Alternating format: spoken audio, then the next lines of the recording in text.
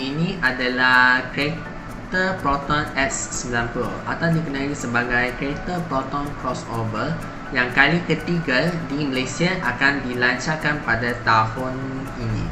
Baru-baru ini Proton menesyaki sebuah kenderaan SUV sejenis crossover telah disambungkan dalam hitam dan putih yang berbelang-belang, juga dipandu oleh Proton sedang menguji di atas jalan.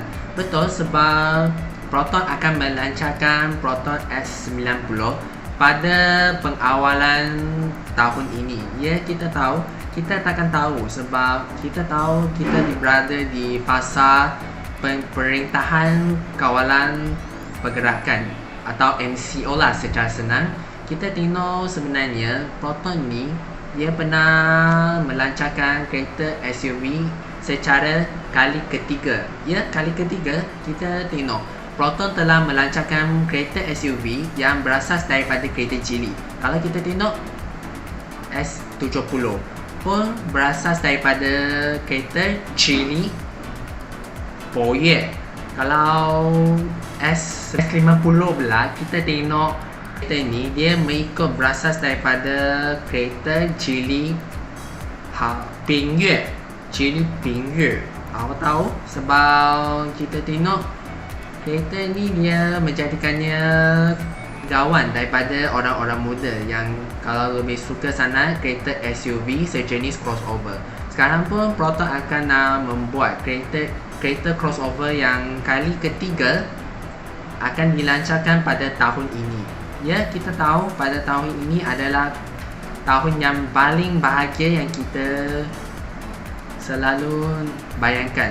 Lebih bahagia daripada tahun yang lepas. Ya, kita tahu pasal tentang fasa Pemerintahan Kawalan Pergerakan.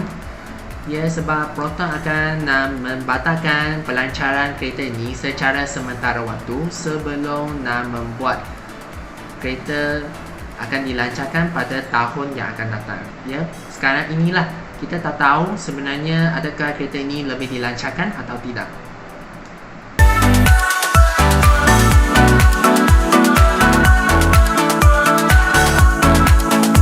Proton S90 Geely Ogawagon Geely Haoye. Ya, sebenarnya kereta ini adalah kereta SUV sejenis crossover yang mengikut berdasarkan daripada Geely Haoye di negara China. Kalau dekat Filipin, kita panggil Geely Ogawagon. Sebab kenapa Geely nak ambil dua nama istilah daripada negara yang berasingan? Kalau dekat di China, Geely nak memilih Haoye sebagai ia bermaksud wira. Sebab Haoye ni adalah istilah yang paling istimewa untuk Geely nak buat. Kalau dekat Filipina, kita tengok Geely Ogawagon. Nama ni lebih pelik. Sebenarnya nama Ogawagon tu dari mana? Sebenarnya nama Ogawagon dia dinamakan sempena sebatang sungai yang berada di benua Afrika Selatan, iaitu di negara Botswana, iaitu Sungai Okavango Delta. Ya, kita tahu sebenarnya kereta ini adalah kereta bersaiz sederhana. Maknanya kereta ini adalah bersegmen D. Dikirakan dia sama setaraf dengan kereta Proton perdana lah. Bukan kereta Proton apa-apa pun macam Privé ke. Tak. Dia sebenarnya dia setaraf dengan Proton perdana atau dikenali sebagai Proton S70. S70 bukan S70. Kalau Proton crossover pula kita panggil X90. Ya, kita tahu kalau kita tengok segi bentuk, segi enjin dan kuasa pacuan, segi dalaman dengan segi harga, kita akan tengok. Jom kita ke seterusnya adalah segi reka bentuk dulu.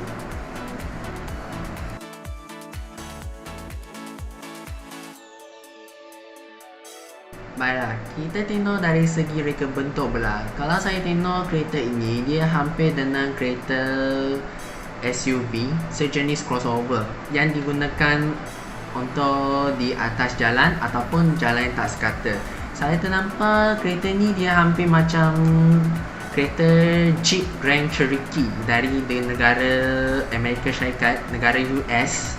Saya ternampak dia hampir macam sama sedikit sama, tapi dia lain berbeza sikit. Sebab kita tengok secara terperinci, saya tengok ada tangga terletak bahagian bawah pintu bagi orang lain naik kenderaan ini secara senang, supaya kita tahu kita ada orang tua dan kanak-kanak yang kecil dan juga orang dewasa macam kita semua ataupun orang remaja. Kalau kita nak naik kereta ini, sebab dia secara macam susah lah. Saya pun ada juga kereta Toyota Rush masa dulu, sebab saya tengok kereta ni dia lebih tinggi sikit, lebih daripada paras betik saya tu. Sebab kita tengok kereta ni dia lebih besar bagi saya. Kalau Proton S90, saya tengok kereta ini dia lebih sederhana dan lebih rendah sikit, ataupun dia lebih sedikit tinggi saya rasa. Cuma kita rasanya lebih senang lah kalau nak naik kereta ini secara senang. Dan kalau kita tengok saiz dia lebih besar daripada Proton S70, Mazda CX-5 dan juga Toyota Corolla Cross. Kalau saya tengok lah, kira-kiranya dia hampir dengan Toyota Fortuner, dengan Toyota RAV4, Mazda CX-8, Mazda CX-9 dengan Hyundai Santa Fe, serta kereta SUV sejenis crossover yang bersaiz segmen D sama dengan kereta Proton S90 ataupun Geely Harrier. Saya tengok ketinggian tu dia lebih tinggi dan lebih sederhana. Dia hampir sesuai dengan kereta crossover. Kalau kita tengok gambar dari laman web Wikipedia, saya tengok ketinggian ni lebih sederhana untuk kegunaan keluarga. Dan saya harap Proton akan nak buat ketinggian kereta S90 ni nak lebih sederhana sampai dia lebih sedikit tinggi. Kalau kita tengok, saya pun ada Toyota Rush pun masa kecil sampai sekarang. Kita tahu kereta ni lebih hampir dengan kereta SUV sejenis Jeep.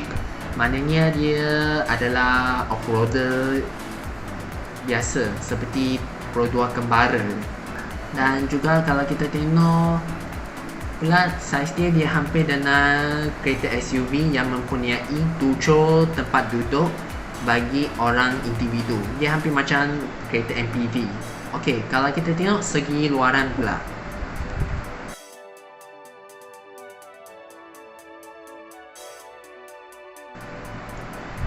dari segi luaran pula, saya tengok bahagian hadapan kereta ini lebih cantik. Saya rasa dia lebih hampir dengan sedikit berkotak-kotak, dan bahagian bersudut ni lebih tajam dan serta ia lebih lebar. Bagi saya reka bentuk ini boleh juga. Dia lebih cantik. Dia hampir dengan CX-9 dari Mazda, tapi saiz dia lebih besar sebiji macam Mazda CX-8. Saya bukannya kutuk, tapi ini saya jelaskan, cuma dia hampir dengan itu. Jadi saya rasa tengok dia muka hadapan tu dia lebih hampir dengan CX-9. Saya rasa mungkin ia lebih berkotak-kotak. Dan kalau kita tengok saiz dia hampir dengan CX-8. Saya tengok kalau kereta SUV di negara USA dan juga pun kita tahu kereta dekat negara USA pun mempunyai kenderaan SUV yang berkotak-kotak. Manakala bahagian rupa belakang pula, rupa belakang saya tengok rupa belakang ni lebih sedikit cantik, tapi saya rasa lebih sedikit pelik. Sebab dia lebih pelik daripada Pro 2 Ativa saya rasa. Sebab kita tengok bahagian nombor plate ni, saya tengok dia terletak nombor plate di bahagian bumper seperti macam Pro 2 Ativa. Tapi saya rasa Pro 2 Ativa ni lebih cantik lah. Tapi kereta ini lebih sedikit pelik, sebab dia bukannya hodoh, tapi sedikit pelik. Dia hampir macam tak siap, belum siap lagi pasal tu. Sebab kalau kita tengok Proton S50 dan Proton S70, kita tahu plate number ni terletak pada penutup bonet. Sentiasa dia lebih cantik, lebih bagus, lebih cantik daripada kita tengok Proton S90. Kalau Proton pula, saya harap kita tengok Proton akan membuat kereta S90 dengan menggunakan plate number yang terletak pada penutup bonet. Tapi janganlah sampai terletak pada bonet belakang. Tak suka sangat. Mungkin saya tak tahu, mungkin itu ikut cita rasa mereka bentuk dari Chile. Kalau kita tengok orang Malaysia, kita tak tahu pasti. Dan Proton pun tahu dah, mengikut cita rasa dari rakyat Malaysia, tahu tentang kereta S90 rupa belakang ni macam mana. Nah, pilih sama ada plate nombor ini yang terletak pada penutup bonet ataupun terletak pada bumper belakangnya. Mungkin tak tahu. Kalau kita tengok, sebenarnya kalau tengok dimensi pula, kalau tengok dimensi, saya dah katakan kereta Geely Hauye ni adalah kereta jenis segmen C. Maknanya kereta ini adalah bersaiz sederhana. Tetapi saya tengok dimensi ni dia lebih besar daripada Hyundai Santa Fe. Dan kalau tengok Mazda CX-8 ni dia lebih besar daripada Geely Hauye ataupun Proton S90. Saya tengok boleh, sebab Geely Hauye tu dia ambil sederhana. Maknanya dia tak mahu yang saiz yang besar ataupun saiz yang kecil, yang macam kereta-kereta import yang kita kenal dulu. Dan sebenarnya dia nak terletak pada saiz yang sederhana sahaja, yang maknanya dia terletak antara Mazda CX-8 dengan Hyundai Santa Fe. Kita tahu boleh juga. Baiklah, saya rasa kita tengok segi dalaman pula.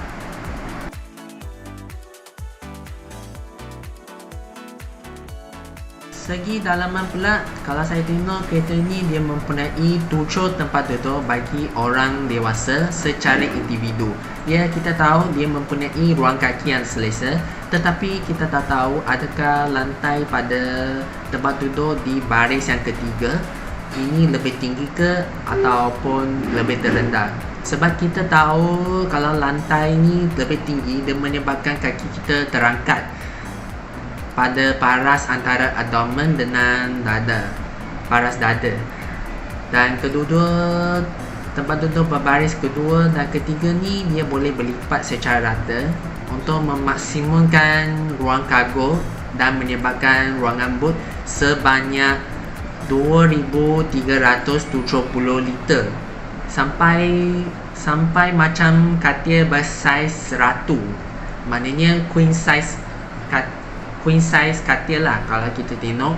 Dan juga dia mempunyai sunroof. Kalau kita tengok, kalau ada sunroof, sebab kita tengok ada yang sesiapa mengalami claustrophobia ataupun bermaksud ketakutan yang terlampau atau tidak rasional terhadap tempat perkurungan yang sempit atau kecil.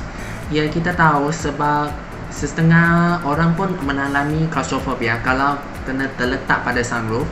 Kita tahu dia boleh selesa sangat supaya kita tak perlu risau kalau buka sunroof tu kalau boleh, sebab bagi dia lebih lega untuk sesiapa yang menghadapi penyakit claustrophobia ada. Tetapi saya rasa kalau kita tengok sunroof ni dia macam lebih banyak komponen-komponen yang ada untuk nak buat. Jadi saya rasa kalau kita tengok sunroof ni nak kena terletak pada baris yang tertinggi untuk Proton X90, sebab bajet atau kebanyakan komponen diperlukan untuk nak membuat sunroof pada itu.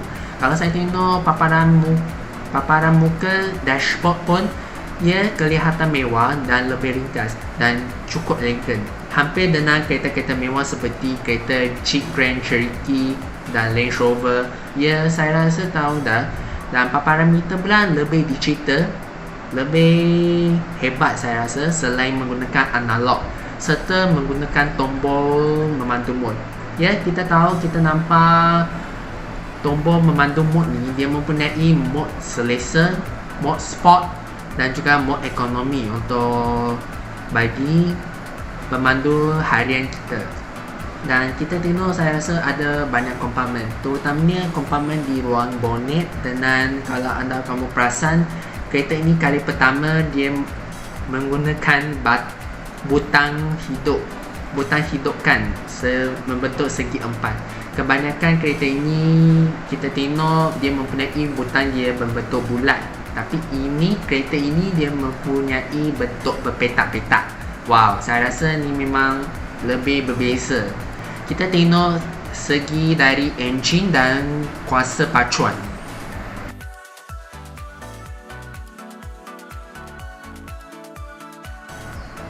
Kalau enjin dan kuasa pacuan, kalau kita tengok kereta ini, dia menggunakan enjin hadapan dengan pacuan roda hadapan ataupun pacuan semua roda, atau dikenali sebagai AWD, All Wheel Drive.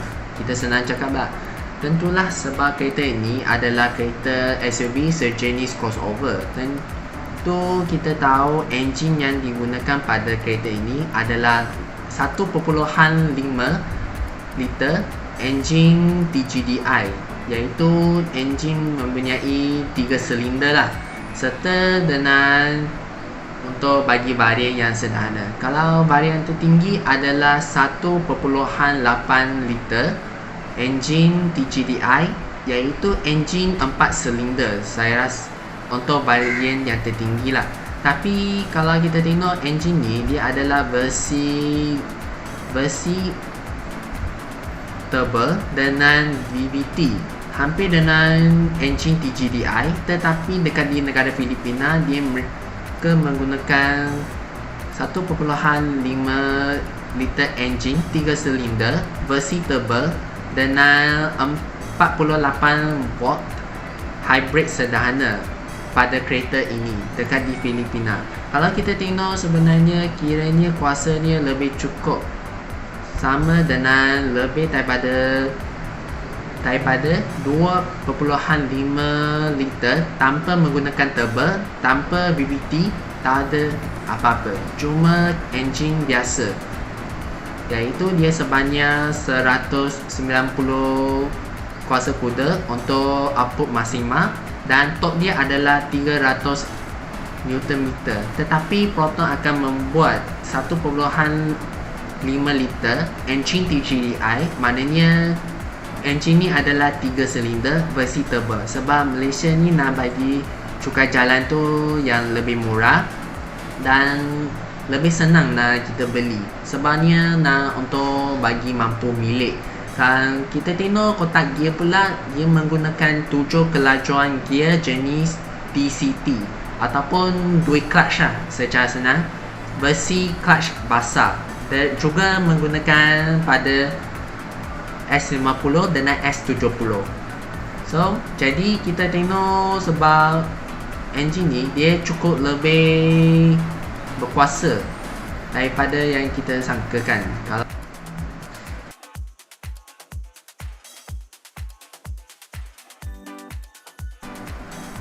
Okey, daripada segi harga pula, saya tengok dari laman web Proton mengatakan harga kereta Geely Hauyer adalah sebanyak 103,600 yuan, ataupun sama dengan ringgit Malaysia adalah 62,000 ringgit Malaysia. Ini untuk varian terendah lah. Kalau kita tengok varian tertinggi, dia sebanyak 139,600 yuan, ataupun sama dengan ringgit Malaysia adalah sebanyak 84,000 ringgit. Ya, ni untuk varian tertinggi sahaja. Jadi kalau kita tengok dekat negara Filipina, kita tengok kereta Okawagon atau kereta Hauyer di negara Filipina pula adalah sebanyak 1.208 juta Filipin peso, ataupun sama dengan ringgit Malaysia adalah sebanyak 103,820 ringgit. Ya, ni untuk varian asal. Kalau dekat di varian yang tertinggi pula, kita tengok harga dia adalah 1.328 juta Philippine peso. Kalau kita tengok sama dengan ringgit Malaysia adalah 114,131 ringgit Malaysia. Ya, kita tahu sebenarnya Proton pula kita tak tahu. Kita tunggu dan lihatlah. Bagi kereta X90 ni, boleh mana tahu kita tahu tentang harga dia. Nanti kita akan tunggu dan lihat pada pengawalan tahun ini. Nanti kita akan tengok nanti.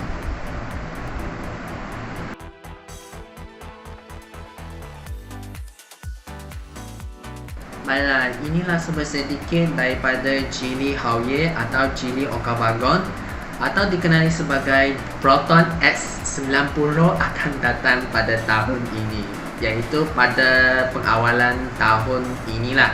Kita tengok kadar pembelian kenderaan jenis SUV ni lebih meningkat dari sedikit demi sedikit sehinggalah merancak. Sebenarnya kita tengok setengah rakyat lebih suka membeli kereta jenis SUV disebabkan ada bencana berlaku di negara kita dari semasa ke semasa, serta negara lain yang dihadapi oleh musim tengkujuh akan datang, ataupun kehadiran peranian monsun barat daya dan timur laut berlaku akan datang. Kita tahu macam berlaku di sesetengah daerah yang dilipati dari tahun ke tahun, dari masa ke semasa. Sebab itulah rakyat lebih menyukai kenderaan sejenis off-roader ataupun 4x4 lah. Bukan itu saja untuk kegunaan harian, malah ia digunakan menghadapi situasi bencana alam, tak kira perbuatan manusia ke ataupun fenomena alam semujadi dalam keadaan musim ataupun iklim. Jadi itulah sedikit tentang video pertama ini. Saya lebih minta maaf sebab ini video kali pertama, saya harap menghargainya. Jadi sila subscribe, sila share kepada kawan-kawan kamu, dan sila komen dekat di bawah kalau awak nak lebih suka. Jadi saya harap hargai cabaran ini, lebih suka untuk menjadi YouTuber. Jadi saya harap jangan risau, saya akan membuat video pada masa akan datang. Jadi sama bahagia. Jadi selamat pada tahun 2023 pada hari ini. Jadi jumpa lagi. Bye bye.